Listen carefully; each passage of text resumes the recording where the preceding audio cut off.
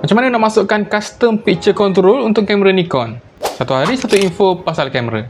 Okay, pergi ke website ni nikonpc.com. Dia akan terus keluar macam ni. Ni kau tengok tepi ni semua picture control yang kita boleh download. Ada Fuji punya pun ada. Kodak, tengoklah macam-macam jenis picture control ada sini. Kita boleh tekan, kita nak ambil yang ni, Nikon One V1 APS-100. Bila kita tekan ni, dia akan keluar sini. Contoh gambar dengan picture control tu. Ini gambar asal, ni gambar yang bila ada picture control. So kita just tekan je download kat bawah ni. Okay, lepas tu buka folder kamera kita, ambil memory card daripada kamera, masuk kat PC. Okay, buka folder memory card SD card tu. Lepas tu create satu new folder, tulis nama dia Nikon.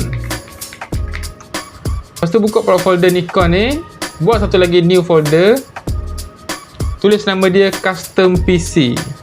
Lepas tu copy je file picture control yang kita dah download tadi, masuk ke dalam folder custom PC ni. Download banyak-banyak sekali pun boleh, tak ada masalah. Masuk je kat satu folder ni. Ni kita try satu dulu. Okay, lepas dah masukkan memory card tadi yang ada folder dengan picture control yang kita dah download tadi, masukkan dalam kamera. Okay, ni saya guna monitor sebab kamera saya ni screen dia tak bercomel, so guna monitor nampak lebih jelas.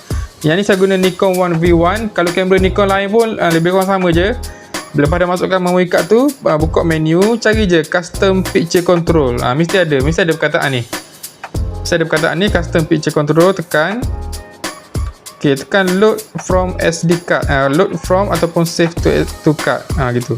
Copy to camera. Inilah yang keluar yang picture control yang kita download tadi. Kalau kita download banyak, dia akan keluar banyak lah. Ni satu yang kita download tadi. Okay, tekan view. Tekan OK. So kita boleh pilih slot custom yang mana yang kita nak guna lah. Ni sebab saya tak pernah guna lagi. Untuk kamera ni dia ada 9 slot custom. Ni semua yang tak pernah guna lagi. Ambil je lah yang nombor 1 C1 ni. So bila kita tengok balik dekat picture control yang atas ni, ni yang standard yang memang dah ada daripada asal dah. Dekat bawah akan ada yang ni yang kita download tadi, C1 yang kita download tadi. So kita boleh gunalah untuk ambil gambar.